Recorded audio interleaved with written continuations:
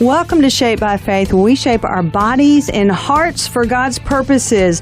I am excited about my guest today. She is on the phone. She is a USA Today best-selling author, Patricia Bradley. She is a Carol finalist and winner of an Inspirational Reader's Choice Award in Suspense. She, and I love this, and her two cats, called Northeast Mississippi their home. The South is also where she sets most of her books. Her romantic suspense novels include the Logan Point series and the Memphis Cold Case novels. Standoff, the first book in the, help me with the name, Patricia, is that Natchez? The Natchez. Natchez, all right. Natchez, No, Trace. Natchez. Okay, Yeah. there we go. Park Ranger series released May 5th, 2020. She's finished the second book, Obsession, and is hard at work on the third, Crosshairs. Patricia, you have done a lot. I could go on and on about you, and we will get into your background more, but I just welcome you on Shaped by Faith, and you're in Mississippi, right? I am, and I thank you so much for having me. It's just an honor to be here. Absolutely. I love our listeners to hear people's stories and how God gifted them and what you're doing, you know, with the gifts that God has given you. You and I have a few things in common, and when I found out you love Pilates and you've been doing Pilates for many years, I thought, oh, yeah, we are like-minded. So, yes, I love Pilates. Yes. Okay, so what do you like about it? What are some the things? flexibility and right now we're having to meet on Zoom, so it's a little weird. But before it was the fellowship, because some of the ladies and we have one man in our class, but we have been together, I know, at least 10 years, all of us. I've been doing it for 15 with the same instructor, and we love the fellowship. And halfway through, we're all saying, "What are we doing here?" But then when it's over, we're so glad we came. Absolutely. There's just something about Pilates. It's the core strength in the spine and, like you said, the flexibility and that purposeful breathing. But I love it. When I teach Pilates, I really feel like, you know, God is doing a great work in that room with us during that period of time. And He's with us in the other classes, but I really feel like I can focus in on what He's doing and how He's speaking, you know, to my own heart individually. That's what I like about your classes. Oh, thank you. I have gone over and looked and I love them. I love the scriptures. It's just really, I'm going to start trying to tune in every day because it's an uplifting experience. Well, thank you. You know, I mean, that's one of the giftings that, you know, it's probably one of the most giftings that God has given me is to teach in a way that brings Him glory, and that's how I use it. I want to talk about you, okay? So before you became a published author, tell us what you did. Oh, my goodness. Let's see. I worked in the abstinence program. I started out with the senior citizens, those over 65. I would pick them up and take them to a place where we gathered. And then I went from that to the seniors, teenagers, trying to talk to them about abstinence. And they, you know, it's like, okay. It was quite a wonderful job. I loved doing it. And in Mississippi, we were actually able to give God the glory for abstinence, which is I don't know that we could do that now. We try to, the way the government has come in, but most of the time in our classes, the kids themselves will bring God in. Wow! So once they open the door, we can talk about it, talk about God too. Wow, and so how long did you do that? Are you still doing that? I'm actually on the board. We have new grants, and I'm on the board, and I do the website, which is aimingforhealthyfamilies.org. Mm-hmm. And I don't do any of the classes now. We've got younger people that in their 20s that really connect well with the teenagers, and that's very important. But I connected with them, and I think it's because I had such a passion Absolutely. for it and for them. Well, you can tell you have a passion just listening to you. I just feel so connected to you already, and I think it is the Spirit of the Lord, and that the joy of the Lord is our strength, is that connection. Have you always enjoyed reading, and what sort of stories do you enjoy reading? I started reading the comic strips before I ever went to school. That's actually where I learned to read. I love that. And from that point on, as soon as I could read, I can remember getting library books before they would let me. And it would make me so angry because I couldn't have a library card, because I had to use my mother's. And the day I graduated to my own was like, yes. But and then back then, I always read above my grade level, and I would read the Bobbsey Twins, and I cannot ever remember reading Nancy Drew. It just blows my mind. If I read that, I have forgotten it. But I remember the Bobbsey Twins, and then the Black Stallion series, and from that I went to Exodus by Leon Uris and those type of books. Wow. Which I was in like the 9th grade, I think. So where did you get your love of reading? Was it just in you? Did your mother read? Were you surrounded by books growing up? No, my mother had to quit school in the 4th grade, and she taught herself to read by reading True Confessions of all things. Wow. And then she was able, but because she was learning to read, she was able to read her Bible. And to me, however you can learn to read, that is great. But I think it was born in me to a love of reading. Okay, so how do you, as an author, separate reading other authors' stories from your own writings? Is that hard to do? Not for me, because I read for pure entertainment and pure. I do not read. I don't know.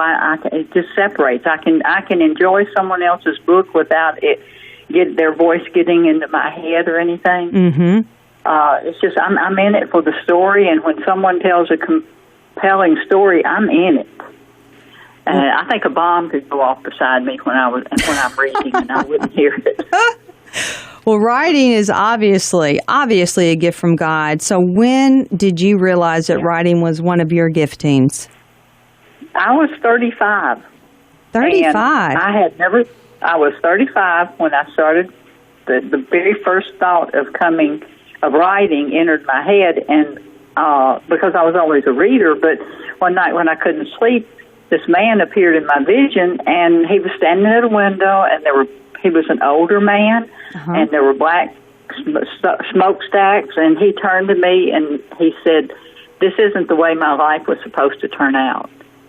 And I thought, oh, wow. And so I began to tell myself stories about how, what happened in his life, what were the bad things. And at first that's all it was. And then other stories kept coming and bugging me until I had to write them down. And wow. I knew nothing about it. I got a Writer's Digest magazine and a couple of books and started writing. Wow.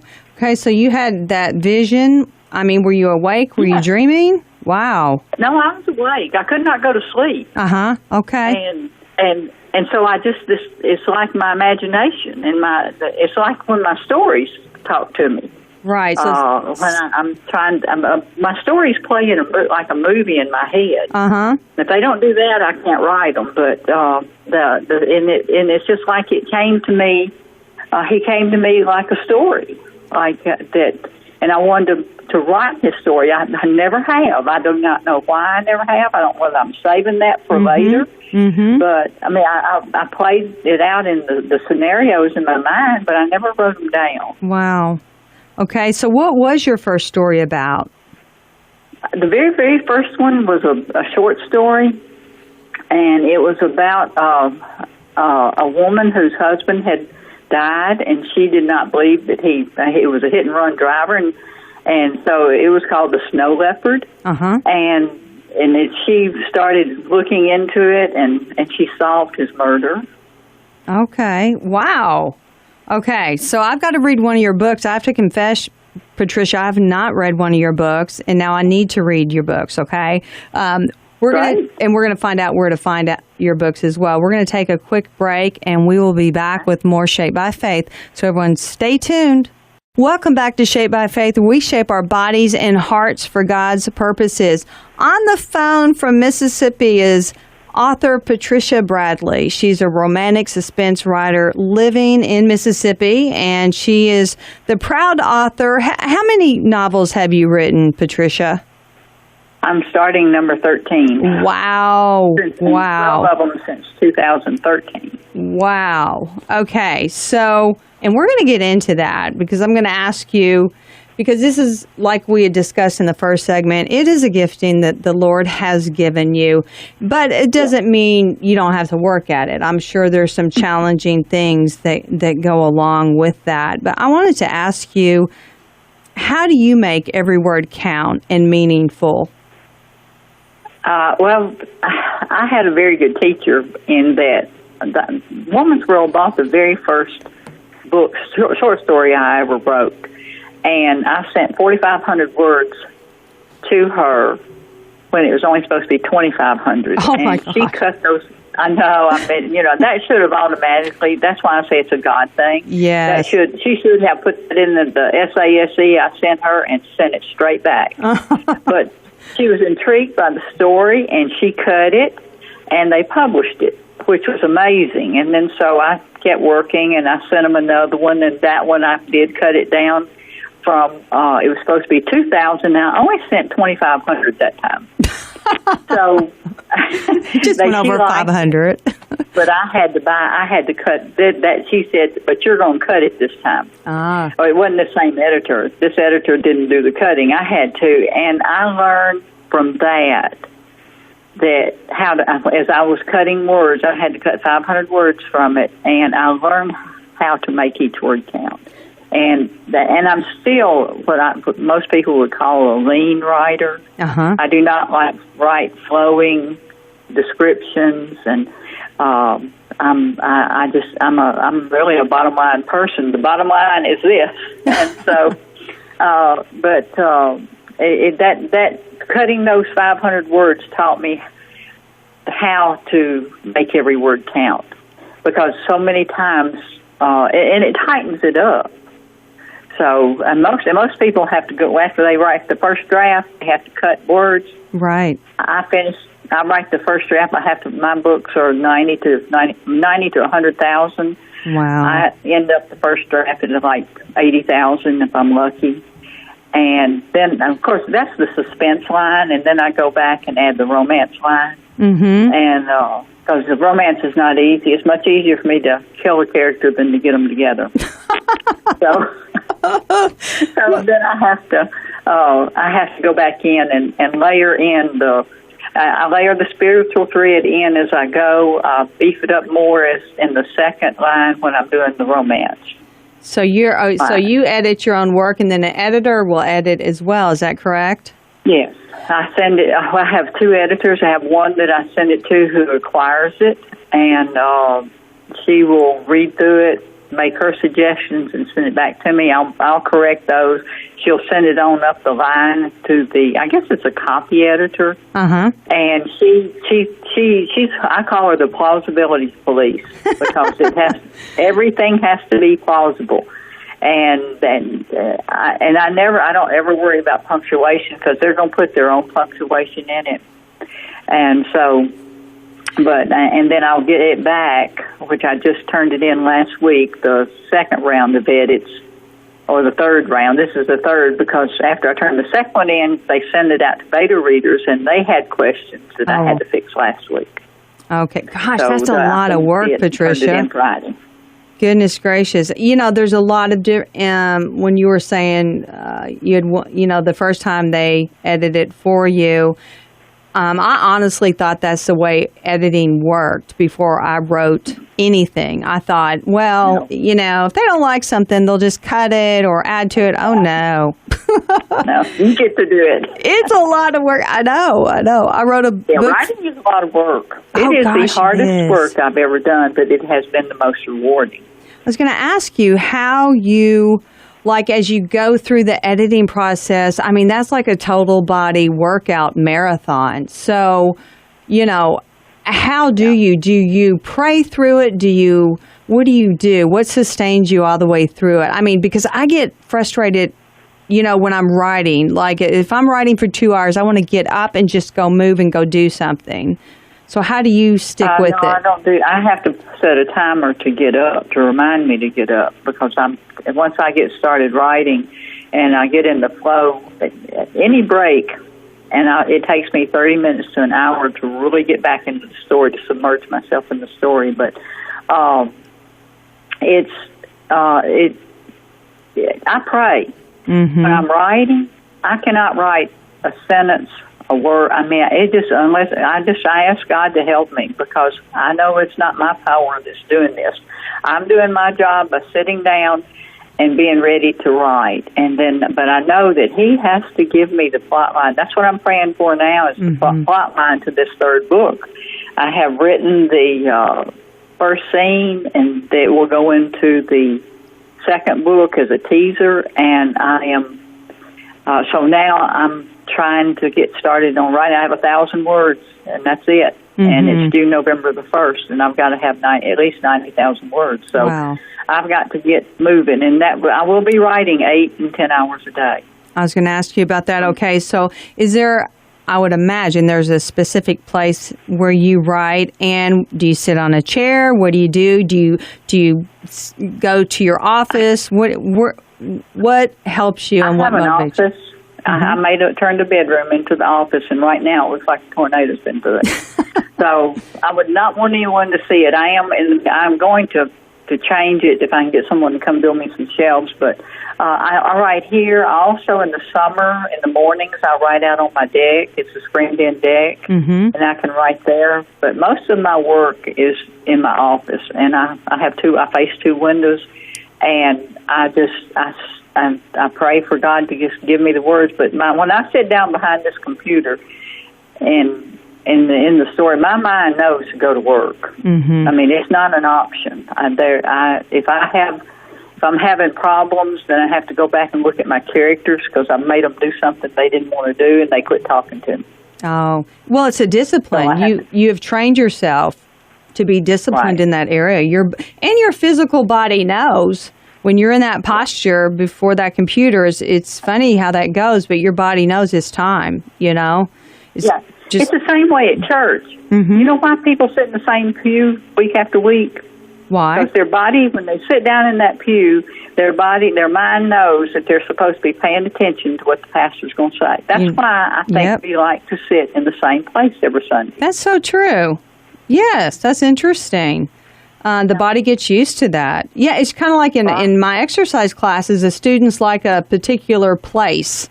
I teach in a gym, and they like a particular place. Yep. It's just like the pew. Heaven help the person who gets your place. Yeah. Oh, gosh, I could tell you stories about that, where someone else was in someone else's place and they didn't know. Woo! So what are some of the stories behind your books? And you already talked about weaving faith throughout your stories. So what are some of the stories? The very first one, that was The Shadows of the Past, I had been working in the abstinence program. And from 2001 until 2008 or 9, I did not have one single creative thought toward fiction, toward the romantic suspense. I was we wrote an abstinence curriculum. We made a workbook. And I was going into the classrooms, and that is a totally different mindset. And I just never had any creative thoughts. And so I went back to part-time. I cut back to part-time in 2008. And I was sitting, I know exactly where I was. I was sitting in my den on my sofa, and all of a sudden this girl, again, like the man, popped into my head, and she told me someone was trying to kill her.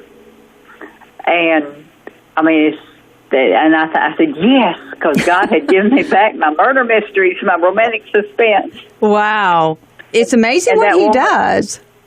I know, that woman, but I was finished with what He had given me to do. Mm-hmm. And that's what I figured out. I was finished with what He had given me to do.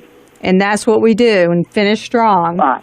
Well, we're going to take a break. We'll be right back with more Shaped by Faith. Everyone stay tuned. Welcome back to Shaped by Faith, where we shape our bodies and hearts for God's purposes. It is my pleasure to welcome Patricia Bradley. This is our third segment. She's a romantic suspense writer out of Mississippi.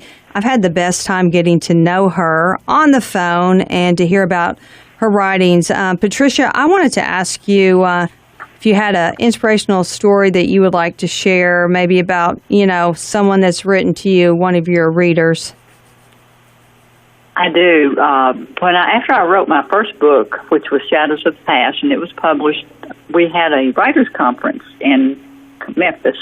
I belonged to 2 writers' groups there, and we put on our very first one. And a lady came. She bought my book, read it. She read Shadows of the Past, and she sent me an email and said, "I loved your book, but you made a mistake on page. Tell me what page it was." And she said, "You called a respiratory therapist a respiratory nurse." And I'm slapping my head, and she emailed me that, and I'm slapping my head, and I said, "Surely I did not do that. I know there's no such thing as a respiratory nurse. They're respiratory therapists." Right. So I looked, and sure enough, there it was, respiratory nurse.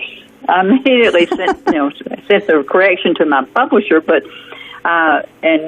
she told me also she was a nurse, and so I thanked her and asked her, would she mind reading my next book, because it was about a doctor.